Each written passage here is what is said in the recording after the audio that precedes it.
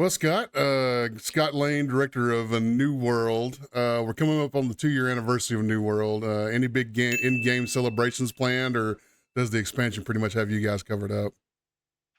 Well, first off, just thanks a lot for taking some time here. I appreciate it. Like it's awesome to meet you. And the expansion is all encompassing. I wish that I had more, but I think riding them out and maybe finding some fireworks around the world will be a bit of celebration. What is it about New World that you think sets it apart from other MMOs?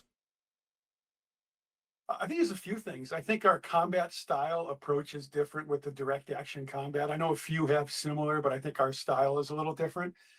Um, and there's something that makes the immersion in our world to me feels different. Like I'm not saying other games aren't immersive, but it's just a different type of immersion that you get. Like for some reason, like I call it a chill game a lot because I could chop down trees while I'm like kind of doing stuff or hit rocks, and it just feels kind of good to get lost in that world and not always feel the stress of leveling or the pressure, but you're still contributing to your long-term goals. It's cool.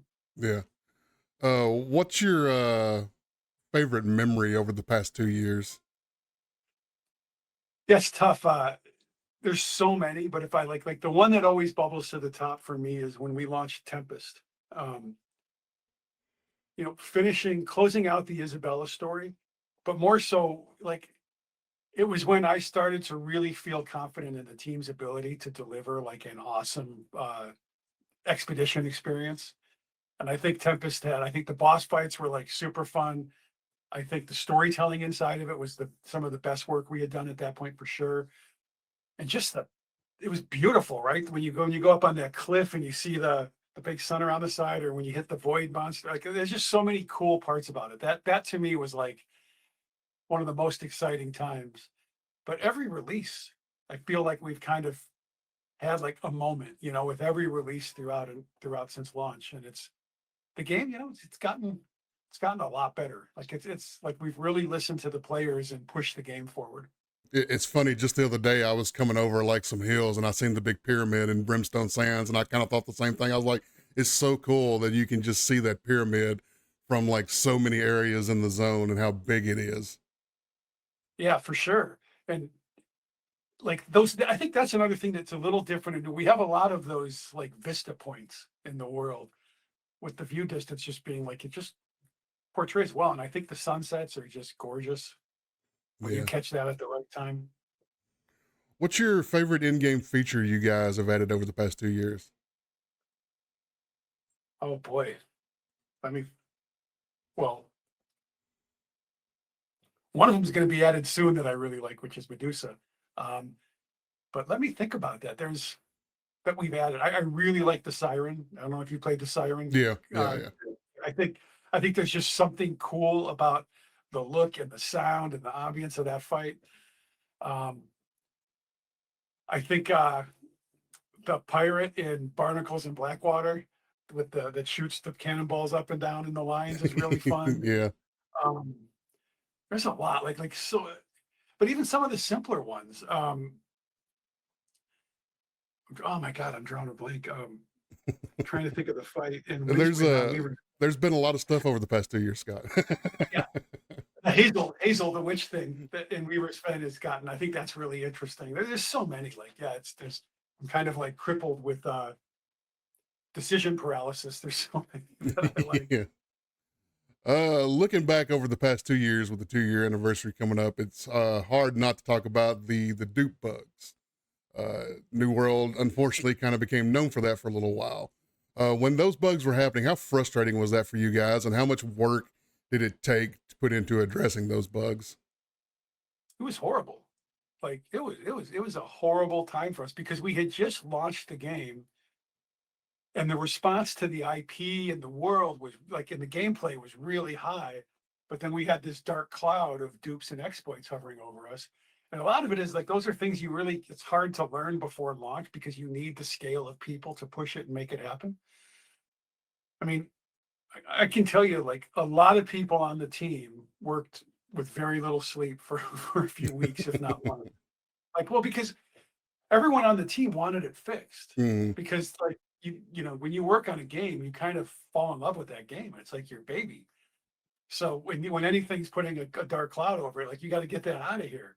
And it was rough. I I'm really, really proud of the perseverance and just if you look at how we got through that and you know, it would have been real easy to just be like all bummed, but instead we kind of took it as a challenge. We kept adding more and more stuff to the game, growing the game, listening to the players to where we are now. And it's like, I think we have like more momentum than ever again now. Yeah, and for those of you who haven't played in a while, the Dupe bugs are hopefully dead and gone forever now. So Yeah, uh, it's been, I don't even remember how long it's been since the yeah, it's last been one. And quite a while. you know, our fresh start servers came out last year for people who were worried about them. And what we see now is the economies of the fresh start that's been out close to a year, pretty similar to the economies of the living world. So because when we had the dupes, we did, it was part of what was so hard and painstaking was we went and got pulled all the dupes out of the game. It took time. Like we followed up on all of those and pulled as much as we could out of the back out to fix it. Yeah. So you've got 2 years of development under your belt now. What's your biggest message to players who haven't played in a while? I think it's funny. I think this is a fantastic time to come back. If you know, especially if you were there early and you got kind of dissuaded by the dupes and some of that. I mean, if you look at all the stuff we've added, it would take an hour to say it all, but like at a high level, if you think about all the improved questing and storytelling we've done, again, at the request of players, all of the expeditions we've added several new weapons. We've added, you know, Brimstone Sands, a massive zone Yeah. to the game. This takeover that's happening now in First Lake, which is now Elysian Wilds. Like, I think it's a great time to come back because you get the benefit of, 2 years of us working directly with the player base and taking that feedback and not only adding to the game, but improving in place by reducing friction and a lot of the getting rid of all of those other concerns that players might have had. Yeah, those of us who have played the game for a while since launch, it really is. You can tell a big difference between the game at launch and now. It really has brought in a lot of features that are like MMO inclusive features that maybe were missing in the beginning that really help flesh out the world and the game itself. Well, and I'm super excited. Like I could talk all day about Elysian Wilds and the Beast Lords and mounts, but some of the loot changes and changing, like removing banes and wards and expertise, like in this next release coming out, game changing. Like I think our end game is going to feel so much better to players. Well, that's a great segue because my next few questions lead into the expansion. Uh, let's start out with a softball. What goes into deciding the new weapon that's going to come out next? It's a lot of factors. We look at whole like there's a lot of like one, we listen to what players are asking for, but in some cases, like this is one where we didn't exactly listen to the highest percentage of players Mm, because we wanted to do something to support some of the other holes we saw in the gameplay, which led us to the flail. We were looking for something that you could pair with the life staff, another opportunity there, another support weapon that also makes it, cool to go hang out and be near that player. The closer you are to that player in combat, the more benefits you're going to get when you're using it. And then also another tank weapon, right? The shield. Getting something else that worked with the shield we thought would be really cool. So when you're a tank, you could fully go full tank and it would feel even better. with the expertise upgrading system going away, what led the decision to have named items be recraftable, which is kind of upgrading in a little different way to item level 700? Well, the important part for us was to remove the RNG of getting 700, give players an option so they can get exactly what they wanted. That was the big part. As far as the moving the name, I don't exactly know. That was one of our progression designers' plans, and I can't say that I have a good understanding of why they chose the named items to do that. Okay. And you said that existing named items are going to be leveled up to 625 in the expansion during this week's Q&A. Will they be recraftable to 700, or is that just for 650 and above items that drop in the new expansion?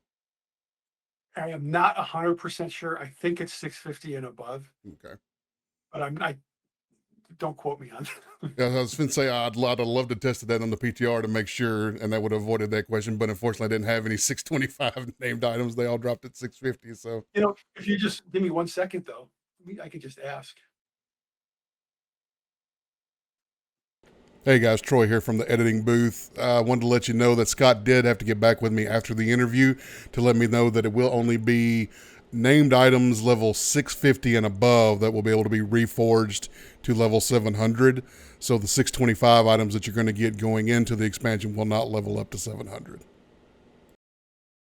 So there was a pretty big issue on the PTR for those trying to get their mount of being locked out of the area due to too many players in the area. And even once you have your mount and leave the area, you have to come back during that first quest after you complete that very first race. Is there anything you guys are looking at to help alleviate that situation? Because I can only imagine that's going to get worse on live.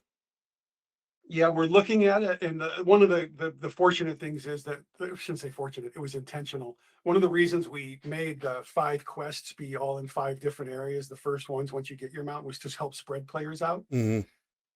But there's people taking a look at that now to see if there's anything we can do.